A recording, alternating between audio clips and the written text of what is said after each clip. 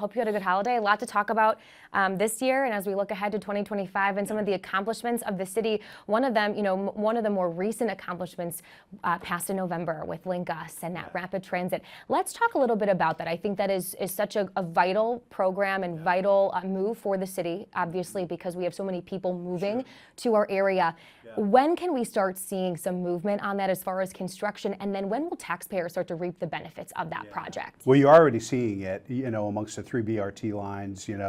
We're able to secure with the leadership of Senator Brown and Congresswoman Beatty one of the largest awards from the US DOT for our West Broad Street corridor earlier this year. We had the Deputy Secretary of US DOT come to town to announce that.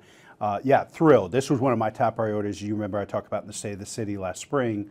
My priorities really focused on safety, housing, and transit, and Link Us was a major initiative. And really just thrilled with the way the entire region responded. The business community, organized labor, everybody coming together. 57% support for this issue is a huge, I think, mandate for progress, for change, embracing growth. And we know that transit is absolutely critical as we deal with the housing crisis that we're dealing with in the region. And so you're already seeing projects breaking ground and taking shape, whether on West Broad Street and the other BRT corridors.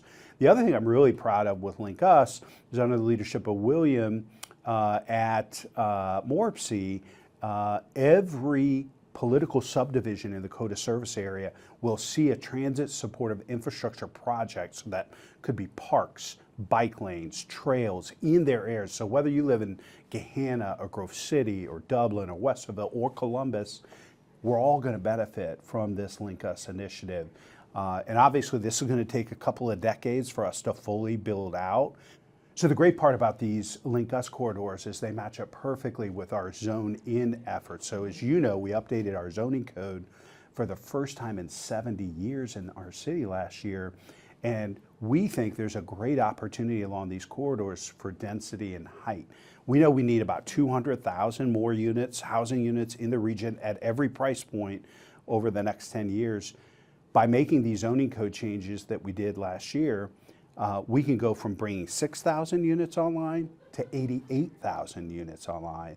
That's still less than half of what we need in the region, so that's where we need the rest of the region to step up and work with us to make sure that we have more market rate, workforce, and affordable housing. That's the only way we deal with this supply crisis that we know is disproportionately impacting people on fixed income and working neighbors of ours.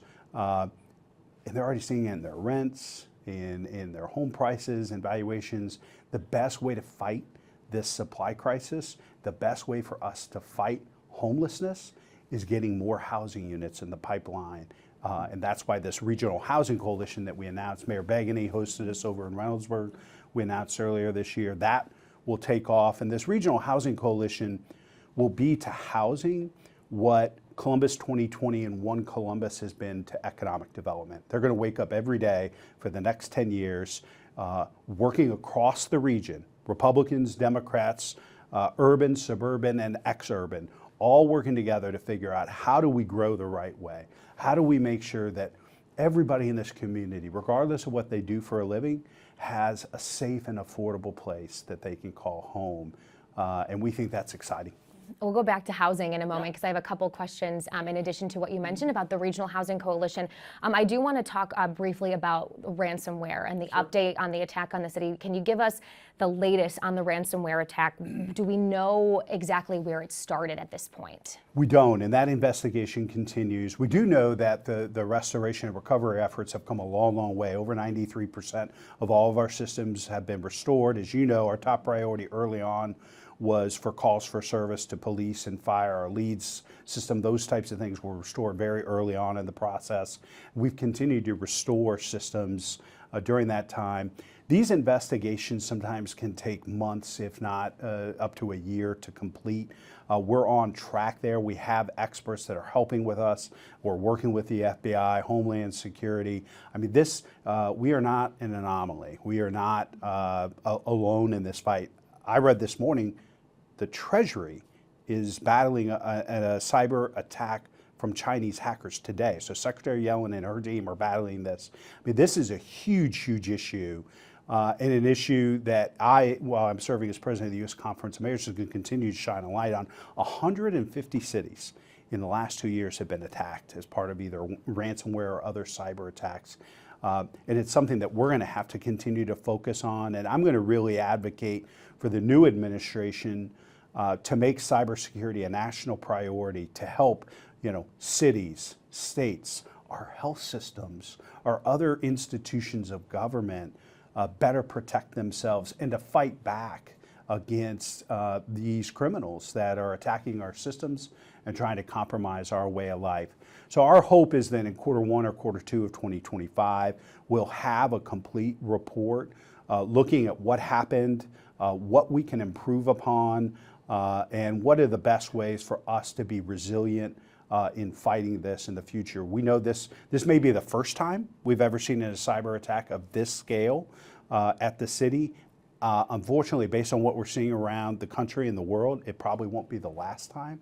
So we're going to invest, as you know, over the last 5 years, we invested $12 million into improving our cybersecurity. My proposed budget for this year has millions more for more staff and resources for the Department of Technology.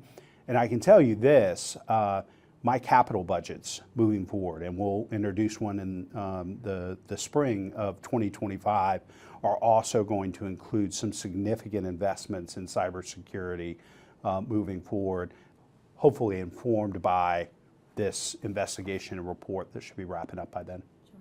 So much you just mentioned there focused on repairing, right? And that does come at a cost. What would your message be to taxpayers, those people who were impacted, who feel that they may have been let down by the city based on this attack? Well, certainly, I would encourage anybody and everybody to sign up for the credit monitoring. We've extended that deadline. We really want people. I've signed up. Our family signed up. I'm going to encourage other people to sign up as well. If there's any fear that in any way, shape, or form, whether you're a resident, whether or not you interact or deal with the city, whether or not you've paid, anybody is eligible. And I would encourage people to sign up for that credit monitoring because it's so important. I think we're one of the first cities in the country that's ever offered that, and I'm going to encourage everybody to take advantage of that.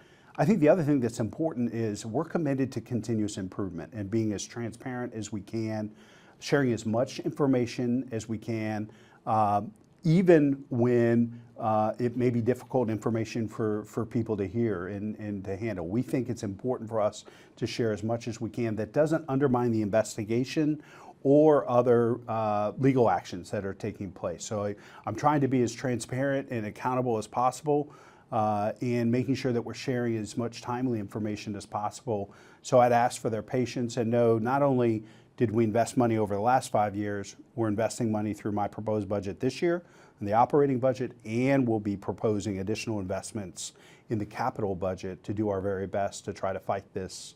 But this is going to be an ongoing battle, not just for the city, but for our health systems, our state government, institutions, private and public. And so this is something that we really do need a national focus and strategy on. Let's move on to some of the crime statistics. Homicides dropped this year, a major achievement for the city. Really proud of the Division of Police. We had nearly a 20% reduction in homicides, a 27% reduction in felonious assaults. Our homicide solve rates at 75%. Our closure rates are over 90%.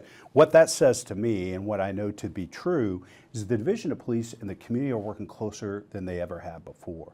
And that's under the leadership of Chief Bryan and her team, community and neighborhood leaders, faith leaders that are all stepping up. Great community partners, Mothers of Murdered Children Columbus, that continue to lean in and work to do everything in their power to help families avoid the types of tragedies that they've endured in their own families. And so just grateful for all the partners. This is the biggest drop in crime that we've seen since before the pandemic. And so it is 1 year, and we are not in any way, shape, or form satisfied. We want to be the safest big city in the country, and we know we're not there yet. But I think this year's stats, the success, the progress we've seen is a sign that this comprehensive safety strategy is working. You know, prevention, record investments in young people, after-school programming, summer programming, work opportunities for young people, internships. I think it's also intervention by creating that Office of Violence Prevention, having Director Shack really look at all the intervention programs that we're funding and supporting to make sure they're getting the results that we need on behalf of taxpayers is critically important. And then enforcement. You know, you got to have intervention, prevention, intervention, and enforcement. And so for the fourth year in a row, first time in the city's history, we funded at least 3 police classes, another fire class that's part of this year's proposed budget. We think it's critically important that we continue to add more officers while we're investing in prevention and intervention. And excited about the progress we're making on the Real-Time Crime Center that'll be up in North Linden and Carolyn Avenue. The work that we're doing there, as well as a real-time crime center for downtown in partnership with Downtown Columbus Inc. and the Division of Police. You know, safety and security is the top priority for me in this administration, and we're seeing some signs of progress, but we cannot let our guard down. We have to be vigilant and continue to invest in things that work to make sure that we're making Columbus safer. You have mentioned that it's really a small group in our community that are committing these very violent crimes. Sure. What we have seen from our viewers, your residents, is people are very concerned walking to their car. Is my car going to be there? Is it going to be broken into? Am I going to be carjacked? Those lower level crimes are something that we see impacting your community members almost weekly. How can we ensure people feel safe when it comes to those crimes? Yeah, I think, you know, we always see an uptick in property crime during the holiday season, and so that's why Chief Bryant and her team have been working so proactively in partnership with Easton and Polaris and some of our other major retail and shopping centers. That's why we've had to redouble our efforts in and around campus in making sure that, you know, students and staff and faculty members feel safe there and that their property is secure. It's something that we're going to have to continue to remain vigilant on. Not only is it important for us to reduce violent crime, that is a top priority and very, very important, but it's also about making sure that people's property and belongings are safe and secure inside the city as well.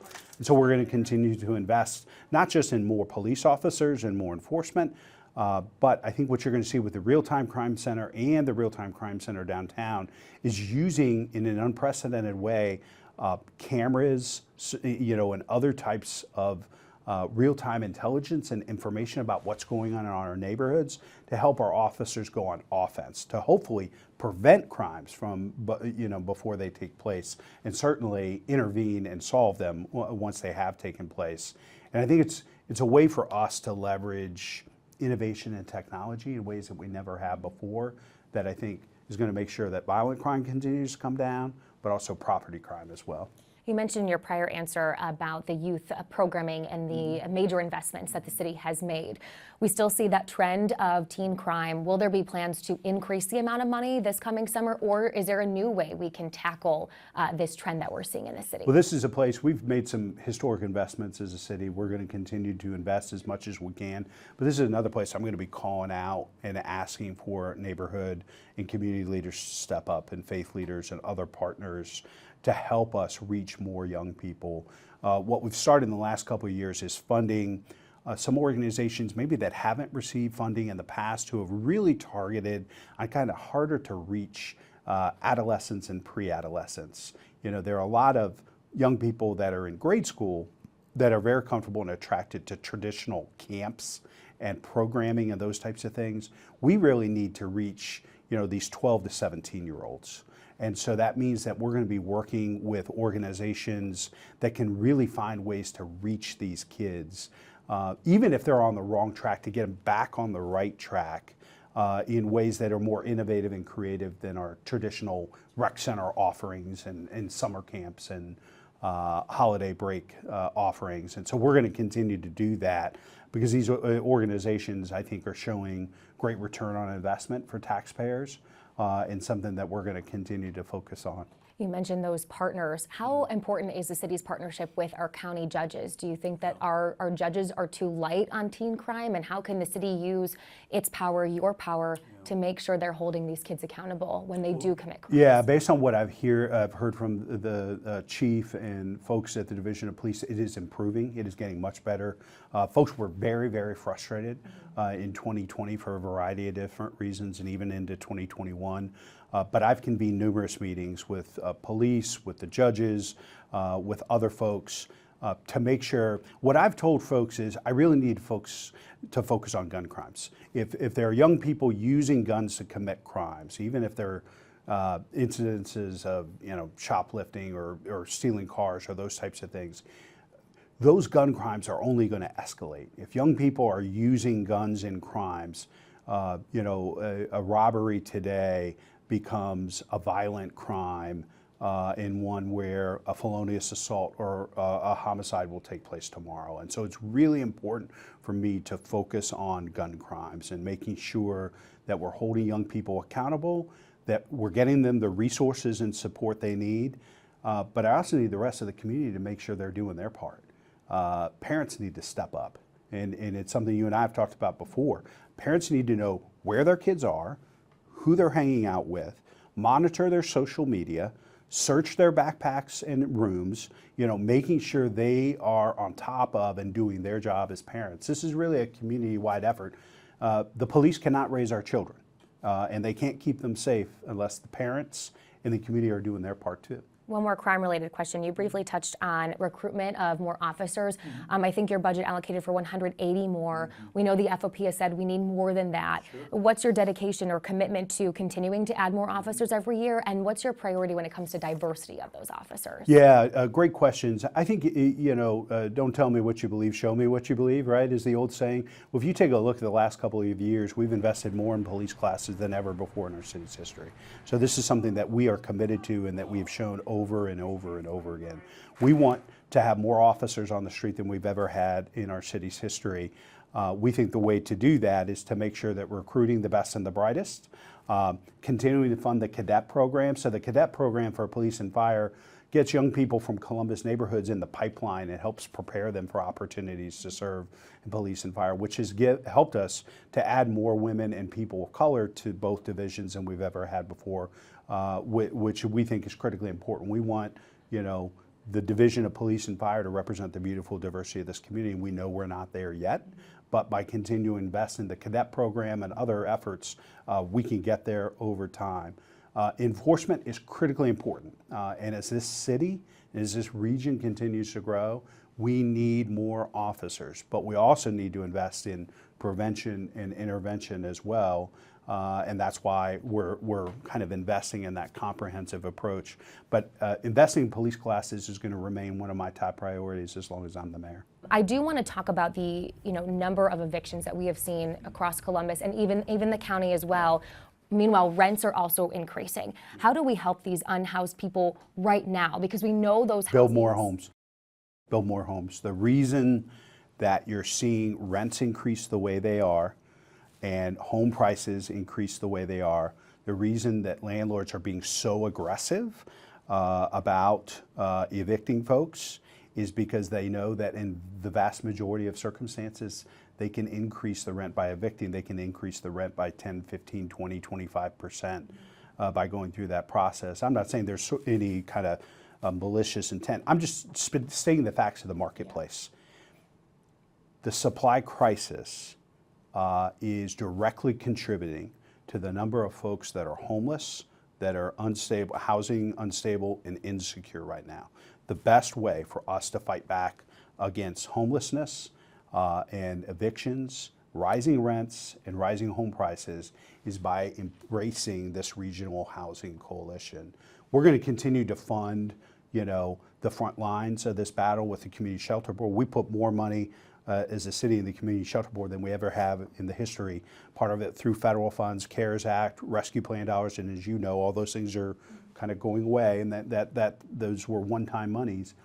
The best way for us to battle both short-term, today, tomorrow, and over the next 10 years is getting more supply of housing at all price points into the pipeline and into the marketplace. What about a place like latitude 525? People were evicted from there. Could that lead for an opportunity to create housing for people if that place is fixed up? Yeah, absolutely. You take a look at Colonial Village, you take a look at Wedgwood, you take a look. So not only are these places where there have been much higher costs for service. I think, one of the members of the Division of Police told me that there were 8 multifamily properties where nearly 50% of the police calls were going into. So not only is this a huge drain on resources, the people that live in these neighborhoods and these multifamily developments are at risk and in jeopardy as well. And so that's part of what this regional housing coalition is going to be looking at. How do we stabilize these larger multifamily developments, make them safer and affordable? And it's really going to pool the city resources, the county resources, state resources, the private sector, and our hope is the federal government into P3s. I always say that Columbus does public-private partnerships better than anywhere else in the country. We've done it for economic development, we've done it for workforce, we've done it around safety and security. We need to do this for housing, and that's how we get to where we need to be. But the best way for us to battle evictions, the best way for us to battle displacement and homelessness is building more housing, getting more supply in the pipeline to relieve some of the pressure that families are facing right now. Were there things that the city did not accomplish in 2024 that you want to focus and accomplish in 2025, and what are your big goals for 2025? Well, obviously, no one could have anticipated the cyber attack that, first one of its size and scale the city had ever faced, even though we're certainly not alone. Whether it's the Department of Treasury, 150 cities across the country in the last 18 to 24 months, continue to invest there. Getting to the end of that process, having an exhaustive investigation and report and recommendations to improve. I'm a big believer in continuous improvement. I think no matter what we're doing and doing well, we can always be doing better.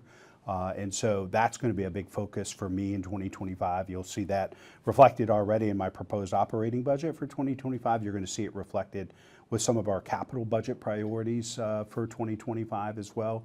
Continuing to add the number of officers is going to be a top priority for me. As I said before, I want more officers on the street than ever before in the city's history. That's going to take work. We're doing better than many other departments around the country. But the people of Columbus want to see more officers on the street, and that's going to continue to be a top priority for me and has been for the last several years. To get to where we want to be, we're going to have to continue to invest in making those classes a reality and getting those officers out on the street. One of the other things I'm going to really focus on with respect to housing and transit is also some of these quality of life issues. You made mention of some of the property crime issues, but I'm hearing from folks in communities about, certain amounts of public disorder, whether it is, loitering, street prostitution, other things, in some of the major corridors around the city that have a negative impact on small businesses and on residents. Violent crime is going to continue to be a top priority, but I think really focusing on a couple of key corridors, whether it's Sullivan Avenue, Parsons Avenue, Cleveland Avenue, to really go on offense in a comprehensive way to improve the quality of life of these corridors and neighborhoods is going to be a big priority for me moving forward. Anything that you can share with us about political future, your involvement with this mayor's conference and taking leadership roles in there? What can we expect from you, a couple years from now when your term here with us is up? I'm thrilled it's an honor of a lifetime to serve as president of the U.S. Conference of Mayors. It's a great opportunity for us to raise the profile of Columbus, but also for me to lean in with mayors that are Republicans, Democrats, and independents from all over America to work together in a bipartisan way. We're one of the last bipartisan organizations left in America. I'm currently the president, the vice president who will succeed me as a Republican mayor of Oklahoma City. The second vice president is a Democratic mayor from San Diego. And we all work together based on what's in the best interests of cities. And so with the new administration, our focus is really going to be on housing. It's an issue that affects all parts of the country, red, blue, urban, suburban, exurban. And we all need to work together on a federal strategy on housing, and that's going to be our top priority, working with the Trump administration moving forward.